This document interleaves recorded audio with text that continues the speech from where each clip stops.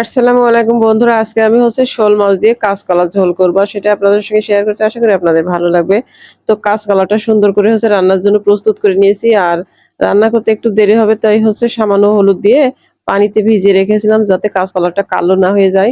তারপরে এই যে দেখছেন শোল মাছটা সুন্দর করে লবণ আর হলুদ দিয়ে ভালো করে ভেজে নিলাম। তারপরে শোল মাছটা উঠিয়ে নিলাম। আর তারপরে সেখানে রান্নার জন্য আরো কিছুটা তেল দিয়ে এর মধ্যে দিয়ে দিলাম পেঁয়াজ কুচি, রসুন কুচি আর কাঁচামরিচ। আর এগুলো সুন্দর করে ভেজে নিলাম কিছু সময়। তারপরে কেটে রাখা কাঁচকলাগুলো দিয়ে দিলাম। আর দিয়ে দিলাম গুঁড়া মশলাগুলো। আর গুঁড়া মশলার মধ্যে আছে হলুদের গুঁড়া, মরিচের গুঁড়া, জিরা, ধনিয়া গুঁড়া আর আছে সাদা সরিষা গুঁড়া। তারপরে দিয়েছি স্বাদ মতো লবণ। দিয়ে এই যে কাঁচকলাটা সুন্দর করে কষিয়ে নিলাম। আর কষিয়ে নেওয়ার পরে তারপরে দিয়ে দিলাম রান্না করার জন্য পরিমাণ মতো পানি। আর বন্ধুরা, কাঁচকলা রান্নার ক্ষেত্রে পেঁয়াজের পরিমাণটা একটু বেশি দিলে রান্নাটা খুবই ভালো হয়, টেস্ট ভালো আসে। যাই হোক, তারপরে এই যে রান্নাটা যখন ফুটে উঠেছে তখন ভেজে রাখা শোল মাছটা দিয়ে দিলাম।